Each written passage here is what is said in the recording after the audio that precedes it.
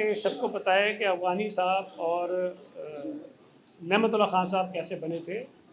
افغانی صاحب جب میئر بنے تھے اس وقت پاکستان پیپلز پارٹی کی اکثریت تھی KMC کے اندر۔ پیپلز پارٹی کے کچھ ممبران کو غائب کیا گیا، کچھ کو جیل میں ڈالا گیا اور ستار افغانی صاحب کو ایک ووٹ سے جتوایا گیا۔ یہ ریکارڈ کا حصہ ہے، آپ جائیں تاریخ دیکھیں نا، میں اپنے منہ سے تو نہیں کہہ رہا ہوں، کس نے جتوایا تھا وہ آپ کے علم میں ہے۔ نعمت اللہ خان صاحب جو ہیں جنرل پرویز مشرف صاحب کے دور میں بنے، اس وقت ہمارے کینڈیڈیٹ تاج حیدر صاحب تھے، اور یہ بھی سب کے علم میں ہے کہ اکثریت جو ہے ان جماعتوں کی تھی جو تاج حیدر صاحب کو سپورٹ کر رہی تھی۔ اور میں بہت ساری باتیں کرنا نہیں چاہتا ہوں، کبھی تاج حیدر صاحب ملیں تو ذرا ان سے پوچھ لیجیے گا، شاید وہ زیادہ بہتر انداز میں اس سے روشنی ڈالیں۔ لیکن اس وقت بھی جنرل پرویز مشرف صاحب کی یہ خواہش تھی کہ نعمت اللہ خان صاحب جو ہیں وہ کراچی کے ناظم بنے۔ تو میں نے تو حقیقت بیان کی تھی، جو فیکٹس ہیں وہ سامنے رکھے تھے کہ جس طرح سے 2 مرتبہ جماعت اسلامی کو کراچی کی میئرشپ دی گئی تھی اس طرح سے دوبارہ نہیں مل سکتی۔ اب اگر یہ بات ان کو ناگوار گزری ہے تو اس کا میرے پاس کوئی علاج نہیں ہے۔ پاکستان پیپلز پارٹی ہر عامر سے لڑی ہے، اور پاکستان پیپلز پارٹی نے جتنی قربانیاں دی ہیں عامروں کے سامنے لڑتے ہوئے وہ سب کے سامنے ہیں، مجھے اس پہ مزید تفصیل سے بات کرنے کی ضرورت نہیں ہے۔ پاکستان پیپلز پارٹی کی قیادت نے اس ملک کے لوگوں کے لیے اپنی جانیں قربان کی ہیں، مجھے اس کی تفصیل میں جانے کی ضرورت نہیں ہے۔ لیکن اگر حافظ صاحب کو میری بات سے تکلیف پہنچی ہے تو میں اس سے معذرت چاہتا ہوں، لیکن میں نے حقیقت بیان کی تھی۔ مجھے لگ رہا ہے کہ پیپلز پارٹی میں اندرونی طور پر جو چپقلش موجود ہے اس کی چڑ ہے، ایک چڑچڑاہٹ ہے جو کہ بعض اوقات وہ سامنے آتی ہے، اور میرا خیال ہے کہ اب ان کا اندرونی معاملے پہ میں کوئی بات نہیں کروں گا۔ ہر پارٹی میں چیزیں ہوتی ہیں، اصل میں جمہوریت تو ہے نہیں پارٹیوں میں، وراثت پہ اور وصیت پہ چل رہے ہیں، اور آمریت کا تو جو ہے تانا دوسروں کو دیتے ہیں۔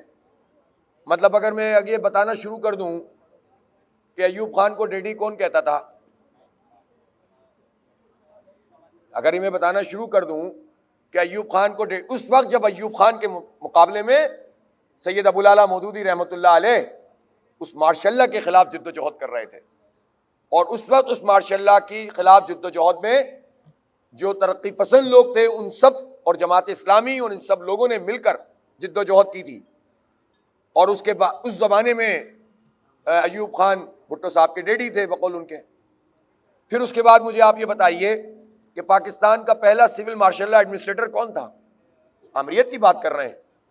تیسری بات مجھے یہ بتائیے کہ چلیں چھوڑیں، ابھی جو مشرف کی جس کی بات کر رہے ہیں اس کے قانون کے تحت آپ تھے نا ناظم، اسی قانون کے تحت ناظم تھے آپ۔ جب آپ کو اختیارات مل رہے ہو تو آپ جو ہے قبول کر لیتے ہیں، اور ویسے آپ عامر عامر کہتے رہتے ہیں۔ تو ہم نے تو ایوب خان کی آمریت کے خلاف جد و جہد کی، آپ کے وہ ڈیڈی تھے۔ ہم نے تو ضیاء الحق کے زمانے میں یہ جمعیت ہے نا اسلامی جمعیت طلبہ، اس کے ناظم اعلیٰ کو کوڑے مارے گئے تھے اس وقت، ہم نے جد و جہد کی تھی۔ اور چند جو یہ ابھی میں آپ سے بتاتا ہوں کہ اس وقت جو منظور نظر پارٹی سب سے زیادہ ہے کوئی تو وہ پیپلز پارٹی ہے۔ تو وہ کہتے ہیں نا کہ میں بات کروں گا بہت کھل جائے گی، تو سعید غنی صاحب میں بھی بات کروں گا تو بہت کھل جائے گی۔ ایک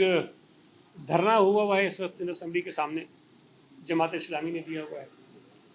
میں پہلے دن سے یہ کہہ رہا ہوں کہ پرامن احتجاج کرنا ہر شخص کا، ہر سیاسی جماعت کا حق ہے، لیکن اس ترمیم کو بنیاد بنا کر کراچی میں ایک مرتبہ پھر لسانیت کی سیاست کو ہوا دینا، صوبے میں رہنے والے مختلف لوگ جو مختلف زبانیں بولتے ہیں، مختلف صوبوں سے ہی آئے ہیں، ان کے درمیان نفرتیں پیدا کرنا، یہ جو ہے وہ کسی بھی طور پر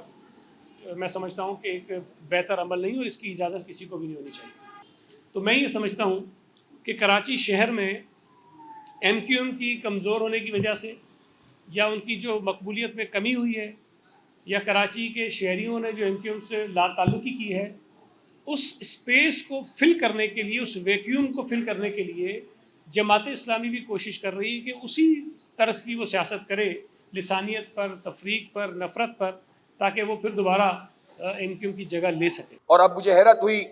کہ مراد علی شاہ صاحب نے جا کر رمیز راجہ صاحب سے یہ بات کی کہ PSL میں ہم سندھ کی ٹیم بنانا چاہتے ہیں۔ مجھے بہت خوشی ہوتی ہے اگر وہ جا کر یہ کہتے کہ میں حیدرآباد کی ٹیم اس میں ڈلوانا چاہتا ہوں، لاڑکانہ کی ٹیم اس میں شامل کروانا چاہتا ہوں۔ یہ کون سی بات ہے کہ جب یہاں پر کراچی کی نمائندگی موجود ہے تو بجائے اس کے کہ دیگر شہروں کی آپ بات کریں، آپ کراچی کے علاوہ سندھ کی بات کر رہے ہیں، تو آپ خود ہی سندھ اور کراچی کی تفریق پیدا کرتے ہیں، آپ کے دماغوں میں پتہ نہیں کیا بھرا ہوا ہے،